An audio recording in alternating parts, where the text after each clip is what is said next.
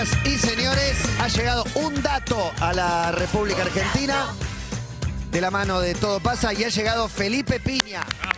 ¡Vamos! Aguante. Hola Feli, ¿cómo estás? Estamos en Qué lindo casa. verte de nuevo. Estamos en casa. ¿Estás en casa? Sí, muy bien. Bueno, Cómodo. hicimos 3 millones de notas, hemos hecho a lo largo, Sí, y de la más larga de mi vida. la más larga de su vida. Apenas Cuando salió un poquito Mitos- después, no. Mitos 1. ¿Con Mitos 1 fue? Sí, ahí, Claro. de las primeras grandes. ¿Hora y 10 estuvimos? Hora 10. ¿Y te acordás por qué nos quedamos tanto tiempo? No, fue como- Yo sí me acuerdo. ¿Por qué? No, aparte de la curiosidad de descubrir un historiador que hablaba tu idioma, que tenía una mirada, qué sé yo, diferente, por esto. Claro, exactamente. Arrancamos con las calles. Es verdad. Muy bueno. Pero pará, ¿quién era? Como y entramos a preguntarle y sí, creo tal que con cual. eso estuvimos media hora que no podíamos parar. Genial. Y justo ahora sale un libro con las calles, que es Tal cual. una de las preguntas que más recibías. De hecho, Sí. yo te dije, tengas un programa de Sí, las sí, calles. Tal cual, esa es la idea. Te Sí, siguen la verdad preguntando que arranqué allá con Néstor Ibarra, cuando estaba en Mitre. La gente empezó a mandar preguntas sobre calles y ahí arrancamos con contestar esto y después lo hicimos con Mario, bueno, en distintas... Las radios donde estuve siempre hicimos algo de calles, así que genial. Muy bueno. Mitos se sigue vendiendo, ¿no? Se sigue vendiendo, sí. Eso me parece espectacular. Es un long seller, como Sí. se dice. Es Muy impresionante. Mi hijo, la semana pasada, tiene 14, fue a la biblioteca de su colegio y dijo, y agarré uno de Felipe Piña, Claro. más historietas Historietas. de Buchard, Las historietas de Buchar, qué lindo. justamente, pero me dijo, agarré uno de Felipe Piña, ¿qué opinas? Me dice Leo. ¿Sabes que el guionista de ese fue Julito Leiva? Mirá vos, Sí. Mirá. con Y- su caja Así negra. que, Y cuando escribiste Mito, Felipe, ¿lo pensaste para las escuelas? O sea, ¿imaginaste Sí, siempre, clavado bueno. ahí en una biblioteca en la escuela? como decía Federico Peralta Ramos, yo fundamentalmente soy cantor, yo fundamentalmente soy docente, digamos, y me pasaba que era muy interesante pensar en los lectores, o que te entiendan, la necesidad de que te entiendan, y por eso fue Mitos, pensando mucho en los pibes, los Eso adolescentes. te decía, en los pibes sobre todo. Exactamente, sí. ¿Y qué fue lo primero que te motivó a convertirte en un divulgador de historia? Digo, pues vos podrías haber seguido siendo docente, pero no sé, si era esta cuestión de corrernos un poco de la mirada Villiquen, Sí. o también evitar que nos olvidemos ni bien terminemos el Yo secundario. creo que es eso. Primero, sacar a la historia de la idea de que es una materia de la secundaria, ¿no? Que no nos va a servir más en la vida y que hay que soportarla a la secundaria y ya está. A mí me daba la sensación que nos estábamos perdiendo algo muy grosso, ¿no? Una historia muy interesante, muy intensa, y que si no sabemos dónde venimos, no sabemos dónde vamos, ¿no? De ahí está un poco la utilidad de la historia, y que era una pena que la gente se la pierda. Y entonces ahí fue un estímulo muy grande, dice, ¿no? Y la gente empezó a descubrir que tenía una historia grosa, buena, mala, pero muy grosa, muy fuerte, muy potente, como es. Pero no tantos años, son 200 No tantos años de años, historia. 200, más los años indígenas, que Sí. también son muy interesantes. O los previos a la Más de Revolución de 10.000, Mayo. claro. Así que ahí empezó la gente como a descubrir, ¿viste? Como cuando agarrás un álbum de fotos familiar y te vas, el Claro. abuelo y este y el otro, y te empiezan a contar historias. Que en definitiva a todos nos encantan que nos cuenten historias, ¿no? Y tantos chicos que por ahí agarran tu literatura, ¿cambió un poco el semillero de historiadores? Digo, la cantidad de gente Sí. que estudia. Sí, muchísimo. hay Digo, con muchísima- Vilas empezaron a jugar al tenis, con Manu empezaron a jugar al básquet, con Sí. Felipe Piña empezaron a haber historiadores. Sí, mucha más gente se inscribió, está mal que lo diga, pero bueno, respondo. No, pero yo. antes tuyo, para mí, historiador era Félix Luna, digamos. Sí, que es Sí. un tipo que aportó un montón. Yo tenía el libro de Félix Luna, Sí. había leído, Sí. pero de Félix Luna a vos había un océano de distancia. Bueno, Sí. por ahí la comparación que cabe es Muñoz Víctor Hugo Morales, digamos, Claro. ¿no? Un relato por ahí tradicional, clásico, engolado, Además, uno contra algo más siempre- revolucionario. Sí, uno siempre, a mí Félix Luna me parece que hizo un laburo impecable, ¿no? Con su revista que fue completamente revolucionaria. En el año 68, cuando salió, era una locura, la gente empezó un interés por el revisionismo. Si bien él no era revisionista, pero le dio mucho lugar a otras miradas en la revista. Así que para mí era un ejemplo muy interesante el de Félix. Falucho, que también hizo televisión, ¿no? Un tipo- Sí, claro, claro. Y tenía el riesgo, el revisionismo de juzgar cosas del pasado con la mirada La mirada actual. del presente. Es algo permanente eso, que Sí, todavía sí. se debate. Sí, que es un poco hipócrita la crítica a eso, porque uno escribe desde el presente, siempre. El tema es, esto está muy resuelto académicamente, ¿no? El tema es no meterle categorías del presente a ese Claro. pasado, pero la mirada va a ser necesariamente el presente, ¿no? Lo que vos no podés hacer es inculpar a Sarmiento de cosas que hoy son políticamente San incorrectas. Martín, Claro. pedófilo, Claro, claro, las de clases, 14, sí, sí. 15 años. absurdas que hablan matrimonios arreglados, una bueno. gran ignorancia, porque en realidad las chicas se casaban a esa edad, en ese momento. Después discutimos si estaba bien o estaba mal, ¿no? Pero Sí, estaba mal, digamos. Estaba mal. Y no Era seguiría, norma. pero... Y claro, hay era algo... no, digo porque había una razón dentro de la lógica de la época, y era que muchas morían muy jóvenes en los partos, y en la mentalidad patriarcal de la época la mujer tenía que tener hijos, y muchos, y por lo tanto tenía que empezar a parir temprano, ¿no? Esto que por suerte hoy nos horroriza, en aquel momento era natural. Y los casamientos eran, te diría, a partir de los 13. Y estaban arreglados a partir de los 7. Ya se sabía. Terrible. que se iban a 7. casar. Tremendo, Hasta tremendo. 7. Nunca escuché eso. ¿Qué hay de cierto? Bueno, de hecho, la gran rebelde, que es nuestra querida Mariquita Sánchez de Thompson, calle de Buenos Aires, pero casi conocida. No sé dónde queda. Casi exclusivamente por... Sánchez yo no de me acuerdo, no me acuerdo dónde está, pero casi exclusivamente por cantar el himno, ponele. Y ella fue la primera que se rebeló a los 17 años contra eso, porque estaba enamorada del señor Thompson. Y la querían casar con un comerciante, que ella no quería saber nada, y la mina presenta un litigio, increíblemente, en época virreinal, le dan la razón y se puede casar con Thompson, y es Mariquita Sánchez de Con Thompson. Homero Thompson. Sí, pensé en eso. ¿Qué hay de cierto en... Viste que cada tanto hay gente que... Vamos siempre al fútbol. El que ya está de vuelta muchas veces te dice, y esto yo ya lo viví, y esto pasa siempre lo mismo. La historia cic- cíclica. Sí, hay ciclos que se repiten en la historia que notes vos un patrón común. Creo que hay algo más grave, hay continuidades. O sea, en la medida de que no rompemos causalidades permanentes, las consecuencias se parecen, ¿no? Entonces yo creo que más que repetir, si vos tenés condiciones sociales, económicas y políticas más o menos parecidas, los resultados se van a parecer, ¿no? Y esto es lo que nos pasa, más que una cuestión cíclica de que siempre nos pasa lo mismo, que cada 10 años tenemos una crisis. Yo creo que está motivado por cosas un poco más profundas, que son los condicionantes de eso, ¿no? ¿Y cuáles son los condiciones? Digo, esto, Bueno, hoy tenemos una situación, ¿de dónde venimos? Mal reparto de la riqueza histórica en Argentina, una falta de coherencia entre el campo y la industria, que en ningún país son enemigos, solamente en Argentina, es una ridiculez. O sea, los grandes países son agroindustriales, ¿no? Entonces, pelearse el campo con la industria es una ridiculez. Y eso fue una cuestión muy fuerte desde casi los comienzos de la creación del Estado, donde era o el campo o la industria, ¿no?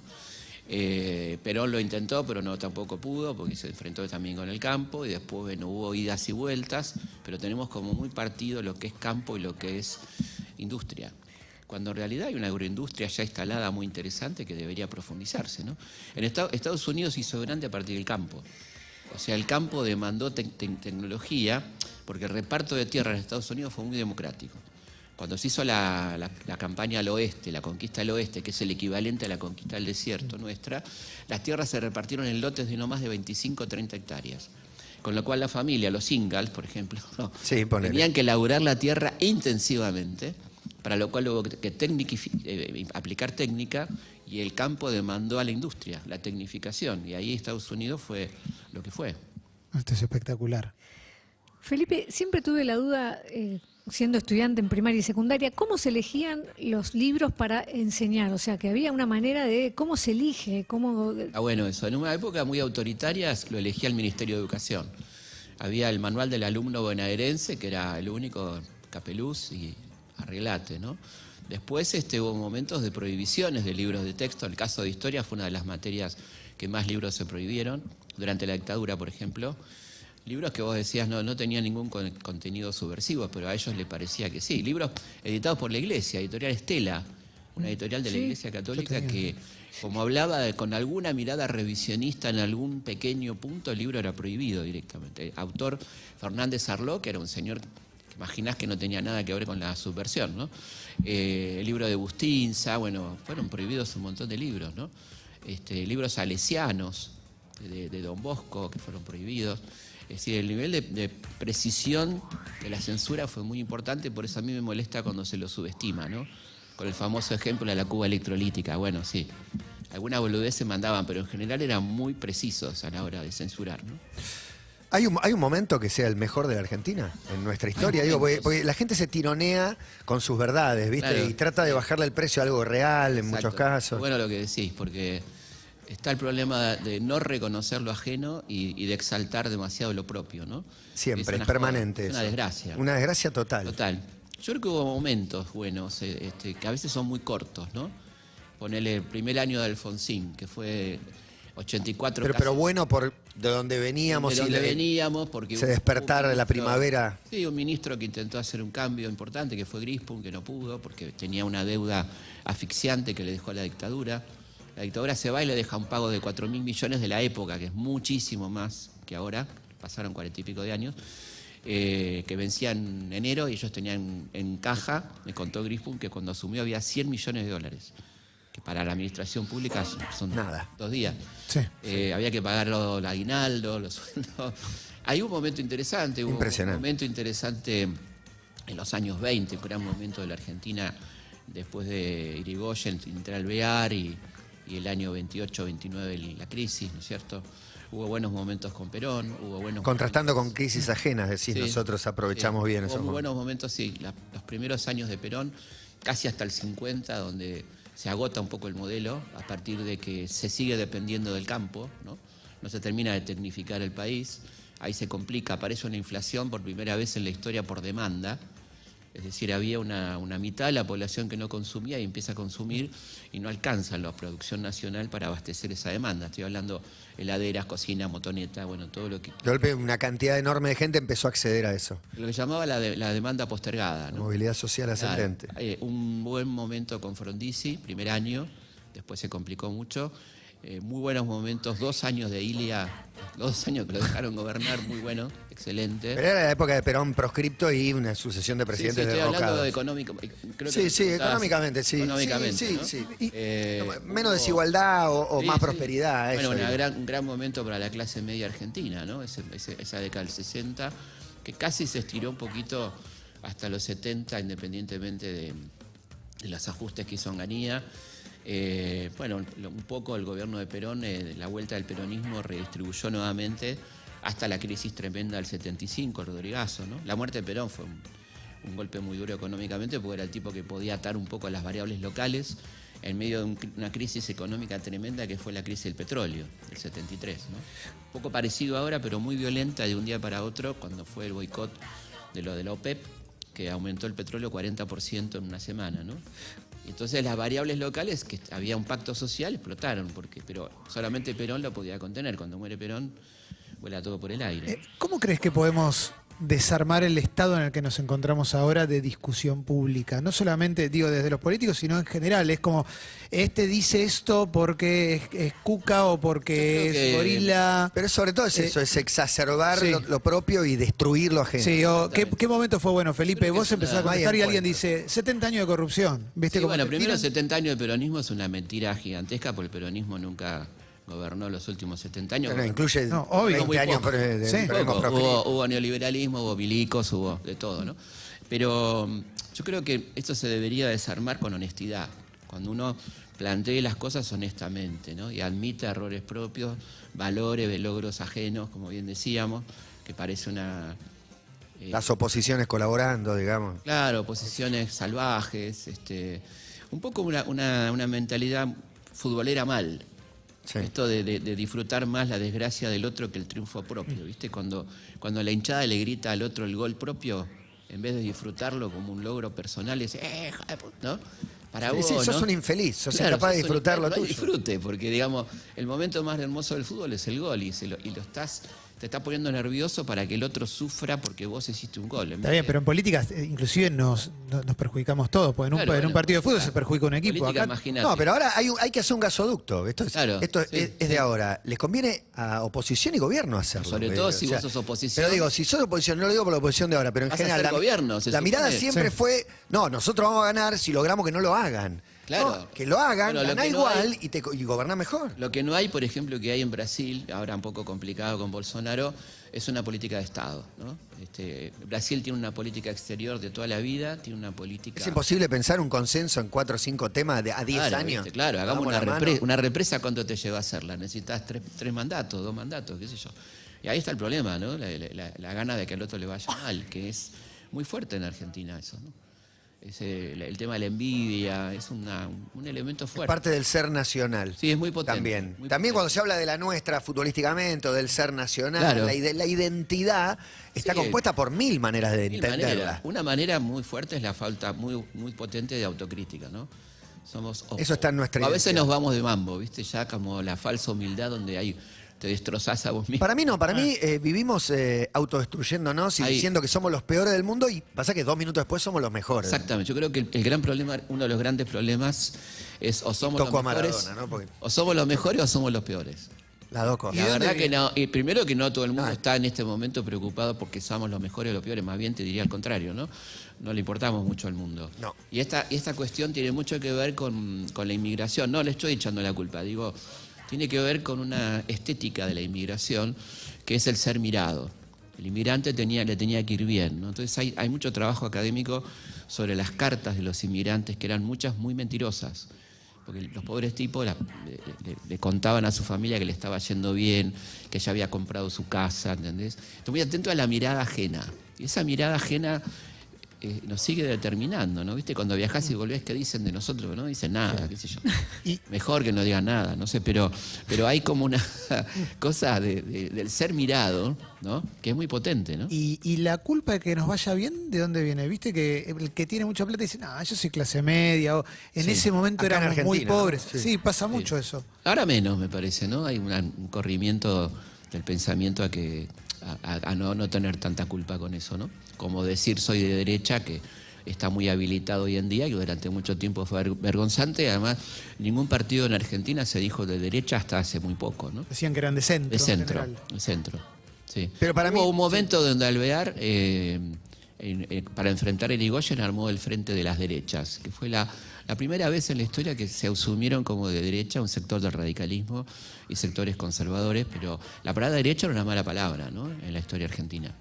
Sí, Entonces, es ahí- verdad, nadie se la pegaba a sí mismo. Exactamente.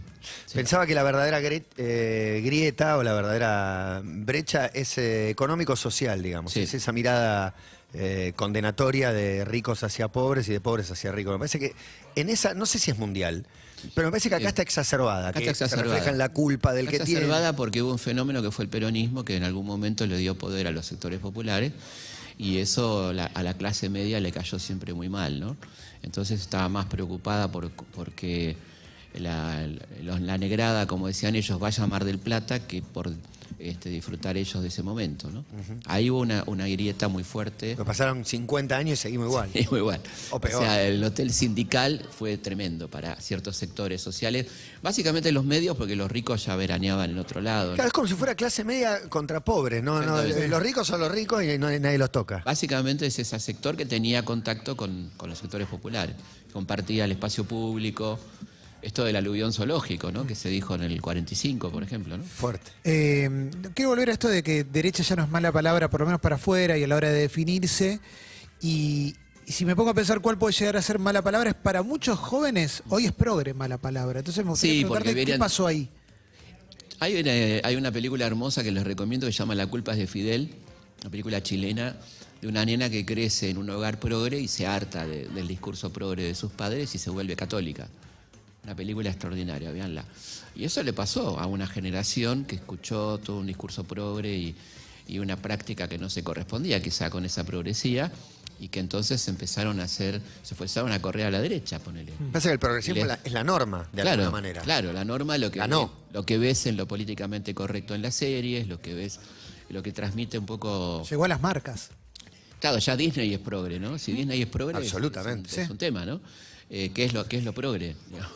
¿Qué es lo Que yo progre creo que es hoy? un debate muy interesante el que estás planteando, porque la gente joven que ya tiene otros valores completamente diferentes a los míos, seguro, tiene una mirada crítica también sobre eso, ¿no? Y es muy interesante que la tenga, porque no es su discurso. Sí, pero para muchos es lo peor que hay. Claro. O sea, es el peor mote que te pueden poner. Claro, exactamente. Y recién Emi te preguntaba qué es ser ¿Qué es progre ser hoy. progre hoy? Bueno, muy difícil, qué sé yo. Yo no sé si es... se supone que hay valores que son la solidaridad, el creer en el progreso humano. Ampliación de derechos. Claro, la defensa de los derechos, ¿no? Que debería ser eso. Ahora, después cada uno lo asume como quiere, ¿no? cada uno es el progre que le parece, qué sé yo. Y tengo una consulta. ¿Hay algo de lo que es dentro del el progresismo y demás, el tema de el cuidado del ambiente, que ahora se ve mucho más con los jóvenes? Eso a lo largo de la historia, ¿vos viste que hubo cambios? O quizás nosotros recordamos como que nunca se le dio pelota y sin embargo quizás sí, pero lo tenemos tan lejos que no lo recordamos. No, yo creo que no se le dio pelota nunca, ¿no? Que Jamás. siempre estuvo anunciado, pero que en la práctica, bueno, ahí está el mundo como testigo, ¿no? De cómo estamos. Yo creo que no ha sido un tema que entrara en la agenda, en definitiva. Lo sentimos. Nuestros hijos más chicos se lo tienen incorporado, lo cual está buenísimo, pero no como discurso, sino como una práctica, ¿no? Como están preocupados, porque bueno, es el mundo que le va a quedar a ellos, ¿no? Está la famosa frase mapuche que tiene 500 años, ¿no? Que dice, el mundo nos lo prestan nuestros hijos para que se lo devolvamos mejor de lo que nos han dado, ¿no? Frase hermosa, o sea, estamos acá de paso y ¿qué le vamos a dejar a los pibes? Entonces, toda esta cuestión de la baja de la natalidad, de que hablas con un pibe de 25, 30, te dice, ni en pedo soy padre, ¿no? O madre. Bueno, hay un cambio de paradigma al que uno se le van quemando los libros, ¿viste? Que, claro, tienen razón, ¿a qué mundo van a traer pibes? ¿Qué sé yo? Y sobre juventud y política, Felipe, estas semanas hablábamos del caso, no sé, del presidente chileno, por ejemplo, tan joven, y a nosotros nos sorprende ver un tipo Claro. más joven que nosotros frente como el máximo mandatario. Pero en la historia hubo mucho joven al frente, digo. Bueno, si te digo, uno te va a sorprender mucho. El que tenía la edad de Boric cuando asumió fue Roca, 37 años. Mirá. Pasa que claro, los dibujos no lo favorecen, no, parece no. de 60, pero tenía 37 cuando asumió Roca, fue el presidente más joven de la historia argentina cuando asumió en el año 80, ¿no? Lo de Boric es interesante porque aparte refleja un poco lo que fueron las protestas de Chile. Claro. El emergente era juvenil, Juventud. Camila Vallejo, ¿no? El propio Boric, refleja eso, ¿no? Y bueno, y la izquierda reconstituyéndose, el término Totalmente. progresista como Con otro- como una mala palabra, digo, una izquierda por ahí diferente, necesita cambiar la izquierda para no desaparecer. a mí me Lula con parece- Alckmin también no te llamó la atención. Sí, Se sí. alían un Alberto y un Larreta, decía yo, como para graficarlo. sí. Contra Milei, Macri, Bullrich. Sí, claro, bueno, ahí hay una derechización de la sociedad argentina muy potente, evidentemente, ¿no? El caso chileno es un caso muy interesante con un tipo de izquierda, pero que, por ejemplo, pero tiene sus fuertes diferencias. Condena a Venezuela, Con condena a Venezuela, con Nicaragua. Nicaragua, con lo que le parece que no está bien, lo que considera regímenes autoritarios o qué sé yo, que Es sano eso, o sea, me parece que protege un poco a sí, la izquierda. porque la izquierda fue generalmente muy dogmática, ¿no? Entonces había que comprarla completa, como la Biblia, ¿viste? Entonces era casi una religión, me parece a mí. Y lo sigue siendo en algunos sectores muy así esquemáticos, ¿no? Que les cuesta adaptarse a la... Y la política es flexible, digamos, no existe la dureza en la política. No quiere decir que uno no tenga principios, pero hay que negociar permanentemente con la realidad, ¿no? ¿Cuándo viste a la juventud o a la sociedad argentina tan derechizada como ahora? ¿Se puede comparar con otro periodo? En la dictadura. En la dictadura me tocó vivir esos años y la sociedad estaba muy derechizada. Había un aval a lo que estaba pasando, sin duda, ¿no? Que se manifestó en el Mundial 78, que se manifestó en Malvinas. Y había una derechización importante, una casi aprobación de lo que estaba pasando hasta cierto momento, yo diría 80-81, ponele, donde empezó una crisis económica nuevamente a hacer cambiar de opinión a la gente. O sea, lo económico es lo que nos hace cambiar de Totalmente. opinión. La clase media fue cooptada muy potentemente por el veranito de la plata dulce en aquel momento, por ejemplo, ¿no? La apertura de las importaciones, Claro, etcétera. Martínez Dios, Sí, claro, todo eso, ¿no? Felipe Piñi está acá con nosotros y mañana haces un teatro. Mañana hacemos un Mañana es un teatro coliseo, mañana un coliseo, no es una banda, es Felipe con Darío Stranriver. Ya no quedan casi entradas, quedan muy poquitas. ¿Y qué van a hacer? ¿Salen? ¿Hay telonero, grupo soporte? No, el otro día en La Plata cantó una chica antes que nosotros. Bueno, había bueno, muy Pero la verdad que lo único que hacemos es hablar 2 horas. La pasamos genial porque somos muy amigos. Hablamos de mitos de la historia, de la filosofía. Un poco lo que estamos hablando acá. De los mitos fundantes. ¿Hasta dónde hay guión y hasta dónde pueden improvisar? Poco guión y bastante improvisado. O sea, guión por respeto al público. Tienen por ahí un temario, una lista Tenemos de un temas. temario para ser serios, pero nos encanta divagar un poco en torno a eso y la verdad que la gente se queda muy contenta. ¿Cuánto dura? 2 horas. Y lo loco es que cuando salimos dice, Bueno. che, qué corto. Digo, no, más de 2 horas hablando. 2 horas hablando, es un montón. No hay nada, no hay fotos, no hay No, dibujitos, tremendo. no hay nada. No es una pantalla. Nada. Entonces Hay 2 sillas y ustedes nos asombra, y aparte los que vienen son chicos muy jóvenes, la verdad. 18, chicos de secundaria. Es muy, muy raro lo que pasa. Nos encanta y nos da esperanza también, ¿no? ¿Y por qué crees que pasa? Digo, ¿es por ustedes? ¿Lo generaron ustedes esto Creo que o es- había una necesidad sí, y...? no sé si nosotros, pero venimos batallando mucho en la divulgación, que es una palabra que nos encanta, que la gente acceda a conocimientos que antes estaban reservados a la academia. Y mucho respeto por la gente, no subestimar a nadie, no porque sepas un poco más de un tema, sos más que nadie. Y los tratamos bien, yo creo que los tratamos bien.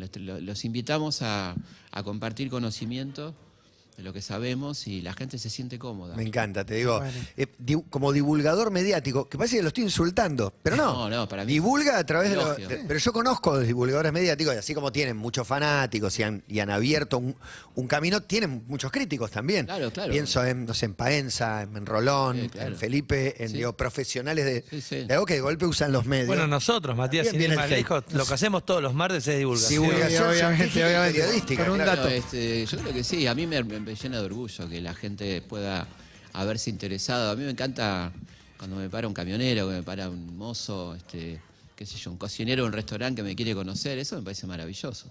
Y la verdad que me pasa un montón, en lugares insólitos del país, ¿no? Y la verdad que es divino que te pasa. Para mí es el mejor reconocimiento. Que te pida una foto, no sé, un playero de una estación de servicio, ¿viste? Como, bueno, lo más lindo que te puede pasar, para mí, ¿no? Claro, Porque sí, en contraste con el estudiante universitario que supone que eso tiene ya un se interés. sabe.